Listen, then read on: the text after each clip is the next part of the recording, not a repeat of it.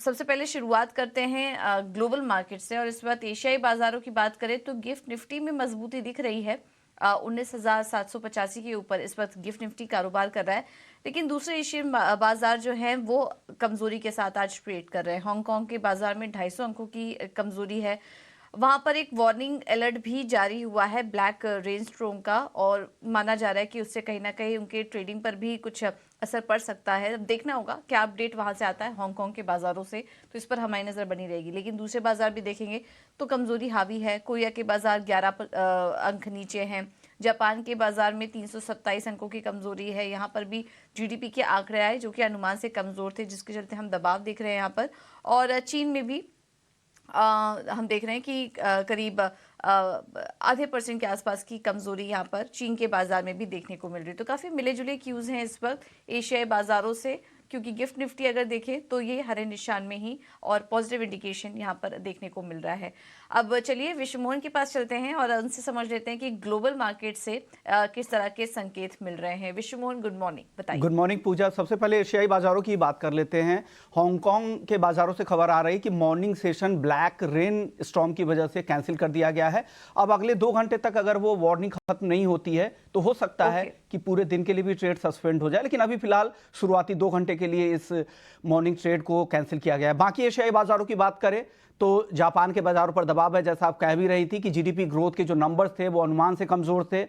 जो उनके शुरुआती अनुमान थे उससे तो काफ़ी नीचे है। 6% का अनुमान था, प्रिलिमिनरी जो डेटा थे वो 6% के आसपास था, जो घटकर उसे 4.8% कर दिया गया है। इसके अलावा चाइना के हालांकि जो कल के जो ट्रेड डेटा थे वो अनुमान से बेहतर दिख रहे हैं, क्योंकि जुलाई के महीने में 13 से 14% के आसपास एक्सपोर्ट और इंपोर्ट में गिरावट आई थी, लेकिन अगस्त के महीने में 8% के आसपास की ही कमी रही है एक्सपोर्ट और इंपोर्ट में, तो वो अनुमान से बेहतर कह सकते हैं। बाकी अमेरिकी बाजारों की तरफ चलते हैं तो कल वहां पर टेक शेयरों में, सेमीकंडक्टर शेयरों में काफी गिरावट दिखी थी, जिसका दबाव नैस्डैक पे दिखा। करीब 1% की गिरावट वहां पे दिखी। S&P 500 की बात करें वहां पर भी करीब आधे % के आसपास की कमजोरी दिखी, लेकिन डाउ जोन्स डे हाई के आसपास ही बंद हुआ था। हल्की तेजी वहां पर दिखी थी। नैस्डैक में लगातार चौथे दिन गिरावट दिखी, लेकिन डाउ हल्की तेजी वहां पर दिखाता हुआ। ओवरऑल पूरे हफ्ते भर में भी तीनों इंडेक्स अभी तक कमजोरी दिख रहे हैं। 1 से 2% तक तीनों इंडेक्स कमजोर दिख रहे हैं। अब यूरोजोन की बात करें तो वहां पर भी जो जीडीपी के जो नंबर्स आए थे सेकेंड क्वार्टर के, दूसरी तिमाही के, वो भी कमजोरी दिख रहे हैं। तो चिंता यहां पे 3 चीजें बाजार यहां पर अब देख रहा है। एक, फेड का आगे का रुख क्या रहेगा, क्योंकि जो लेबर मार्केट से यूएस मार्केट के जो संकेत मिले थे, चाहे वो जॉबलेस क्लेम के डेटा हो या बाकी डेटा हो, वो अभी भी सपोर्टिव है फेड को ब्याज दरें बढ़ाने को लेकर। दूसरा जो बाजार देख रहा है वो है सरकारी बॉन्ड यील्ड, जो अभी भी ऊपर की तरफ है। भले ही आपने देखा होगा कि हल्की नरमी दिखी कल, लेकिन अभी भी काफी ऊपर है, वो एक चिंता है। और तीसरा, जो चीन से आने वाले जो कमजोर आंकड़े हैं, इन 3 चीजों पर बाजार की सबसे ज्यादा अभी नजर है। वो ये डेटा जैसे जैसे आएंगे वैसे बाजार का मूव होगा। लेकिन घरेलू बाजार में खुद के फंडामेंटल्स पे अभी अच्छी तेजी दिख रही है। बाकी बाजार भले ही कमजोर हो, लेकिन यहां पर ठीक ठाक तेजी अभी भी दिख रही है। जी,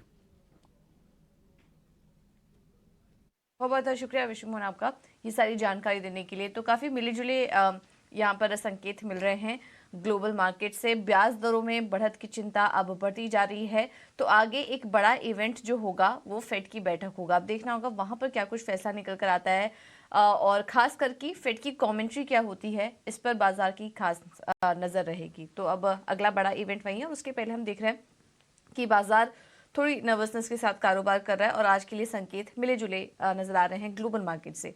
अब आगे बढ़ते हैं और एक बार एफआईएस और डीआईएस के आंकड़े देख लेंगे और आगे हम समझेंगे कि आज के लिए अहम स्तर कौन से हैं जहां पर कि आपको नजर रखनी है। एफआईएस लगातार बिकवाली कर रहे हैं। कैश मार्केट में लगभग 9,000 करोड़ के आसपास की बिकवाली हो चुकी है उनकी तरफ से। और कल का अगर आंकड़ा भी देखेंगे तो कैश मार्केट में करीब 758 करोड़ की बिकवाली हुई है एफआईएस की तरफ से। इसके अलावा डीआईएस की बात करें तो यहाँ पर बहुत ही छोटा आंकड़ा है, 28 करोड़ के आसपास का खरीदारी करके गए। इंडेक्स फ्यूचर में 1366 करोड़ के खरीदारी हुई है और इंडेक्स ऑप्शन में अगर नजर डालेंगे तो यहाँ पर 18,190 करोड़ की बिकवाली का आंकड़ा है। क्योंकि कल एक्सपायरी भी थी, इस वजह से भी ये आंकड़ा बड़ा नजर आ रहा है, लेकिन बहुत ज्यादा कुछ बड़ा एक्शन इस बीच नजर नहीं आ रहा है एफआईएस और डीआईएस की तरफ से। लेकिन बिकवाली जारी है। अगर आप विदेशी निवेशकों की बात करें तो। अब इन तमाम आंकड़ों को देखते हुए और एफएनओ सेटअप भी एक बार समझ लेते हैं कि आज के लिए कौन से अहम लेवल्स हैं जहां पर कि आपको नजर रखनी है। ये बताने के लिए डिम्पी कालरा हमारे साथ जुड़ चुके हैं फोन लाइन पर। डिम्पी, गुड मॉर्निंग, बताइए। गुड मॉर्निंग पूजा। अगर आप कल का मार्केट देख रहे होंगे तो कल मार्केट ने दो अच्छे काम किए। पहला अच्छा काम किया कि रेजिस्टेंस को ब्रेक कर दिया। फाइनली आप उस जोन से बाहर निकल गए जिस जोन में आप बैक टू बैक फंसे हुए थे। वो था 19,600 650 वाली रेंज। मार्केट ने उसके ऊपर ना केवल पार किया बल्कि क्लोज भी किया। उसकी बड़ी वजह कल ओपन इंटरेस्ट बिल्डअप था, क्योंकि मार्केट के अंदर कल पोजीशनिंग सुबह से ही काफी स्ट्रांग बन गई थी। लेकिन ये प्राइस एक्शन जो हुआ वो 12 बजे के बाद हुआ। 12 बजे से पहले ही पोजीशनिंग इस तरह की बन चुकी थी कि मार्केट आज अपना ब्रेकआउट कर सकता है, और वही होते हुए दिखा। उसका फायदा बैंक निफ्टी ने भी उठाया। कल अगर आप टॉप काउंटर्स चेक कर रहे होंगे वेटेज के हिसाब से जो कि अच्छे चले, जिन्होंने इंडाइसेस की हेल्प की, तो पहले 5 शेयरों में से आईटीसी के अलावा 4 बैंक ही थे। तो ना केवल उन्होंने बैंक निफ्टी को फायदा दिया बल्कि निफ्टी को भी काफी फायदा उन्होंने पहुंचाया है। अब 2-4 इंपॉर्टेंट बातें हैं। जिनके पास पोजीशंस हैं, अब उनको ट्रेलिंग स्टॉप लॉस और ऊपर लेके आना चाहिए, क्योंकि मार्केट ने अभी एक रेजिस्टेंस लेवल वाला एरिया को टच नहीं किया। और रेजिस्टेंस लेवल क्या है? वो है 19,800 800 वाली रेंज। ये एक रेजिस्टेंस और भी है मार्केट के पास, लेकिन यहाँ तक पहुंचने के प्रबल चांसेस हैं। तो इसलिए आप ट्रेलिंग स्टॉप लॉस लगाएं 19,500 600, जहां भी आपका कंफर्ट बैठता है इसको आप स्टॉप लॉस लगा के रखें, और पोजीशंस को 19,800 के लिए रख लीजिए। दूसरी बात, जिनके पास शॉर्ट है ऑलरेडी, उनको हमने पहले भी बता दिया था कि 19,500 के पार होने पर ही अपनी पोजीशन को काट लेना, नहीं तो 650 पार होने पर काट लेना। तो ज्यादातर लोगों ने अपनी पोजीशन को कल में काट लिया होगा, नहीं तो मार्केट ने कटवा दिया होगा। आते हैं बैंक निफ्टी पर। बैंक निफ्टी के अंदर भी कल हमको देखा कि हमने थोड़ी बहुत शॉर्ट कवरिंग और खरीदारी दोनों का ही कॉम्बिनेशन आते हुए देखा है। यहाँ पर भी आपको यही काम करना है। 45,000 के ऊपर फ्यूचर्स आ चुके हैं, क्योंकि 200 पॉइंट का प्रीमियम है, लेकिन अभी भी स्पॉट का आना बाकी है। तो इसलिए आपका पहला टारगेट अभी 45,000 का रहेगा, फिर 45,200 का रहेगा। जिनके पास भी लॉन्ग पोजीशन है वो कैरी करके आ रहे हैं, अच्छे प्रॉफिट्स में आ चुके हैं, ट्रेड ग्रिप में आ चुका है, इसलिए उनका जो स्टॉप लॉस लगेगा अब वो लगेगा 44,600 44,500 वाली रेंज का। आप यहाँ पे एक चाहे तो एक स्टॉप लॉस लगा के छोड़ भी सकते हैं और पोजीशंस को आगे कैरी भी कर सकते हैं। दूसरी बात, ऑप्शंस के लिए कल भी हमने आपको कहा था कि आप सीधा सीधा ऑप्शंस लेना चाहें तो ले सकते हैं, हेज करने की जरूरत नहीं है। अभी क्या होगा कि ऑप्शंस के प्रीमियम कल काफी तेजी से बढ़े हैं, इसलिए आज का दिन ऑप्शंस अगर कोई लेना भी चाहता है तो किसी डिप में आके ले, सीधा सीधा खुलते प्लस ना करे। कोई डिप मिले तब आप उसको ऑप्शंस के अंदर प्लस कीजिएगा।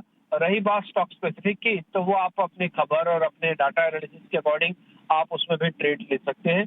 फर्टिलाइजर स्टॉक्स और कुछ पावर वाले स्टॉक्स में अभी काफी दम है, शायद वो आपको चलते हुए दिखेंगे। थैंक यू टिम्पी आपका ये सारा एनालिसिस हमारे लिए करने के लिए। तो फर्टिलाइज़र स्टॉक्स पर नज़र रखिए, यहाँ पर कुछ एक्शन देखने को मिल सकता है। इसके अलावा अहम स्तर भी आपको बता दिए गए। चलिए अब आगे बढ़ते हैं। मार्केट पर तो चर्चा की, लेकिन आज फिर स्टॉक स्पेसिफिक रणनीति क्या अपना के चले ये भी समझ लेते हैं। हमारे साथ आदित्य अरोड़ा जुड़ चुके हैं फोन लाइन पर। Aditya, good morning, thank you so much समय देने के लिए। निफ्टी और बैंक निफ्टी का तो लेवल्स हमने समझा, लेकिन फिर ऐसे में स्टॉक स्पेसिफिक ट्रेड कैसे करें, कौन या फिर कौन कौन से सेक्टर्स हैं जहां पर क्या आपकी नज़र होगी? Very good morning. देखिए, डिम्पी जी ने बहुत अच्छा समझाया कि बाजार में एक अच्छा ब्रेकआउट आया है। अगर आप टेक्निकली देखें तो बैंक निफ्टी जो लैग कर रहा था और निफ्टी लीड कर रहा था, अभी बैंक निफ्टी की लीडरशिप लौट आई और यहाँ से भी अभी 500 से लेके 2000 पॉइंट की तेजी आ सकती है बैंक निफ्टी में। तो बैंकिंग सेक्टर अच्छा रहेगा, फिर रियल एस्टेट सेक्टर अच्छा लग रहा है, मेटल सेक्टर अच्छा लग रहा है और कंज्यूमर फेसिंग सेक्टर अच्छा लग रहा है। मैंने जो दो स्टॉक चुने हैं वो रियल एस्टेट बास्केट से चुने हैं। लोधा डेवलपर्स को बाय किया जा सकता है 743 में, 709 का रहेगा स्टॉप लॉस और 790 से 820 का रहेगा टारगेट।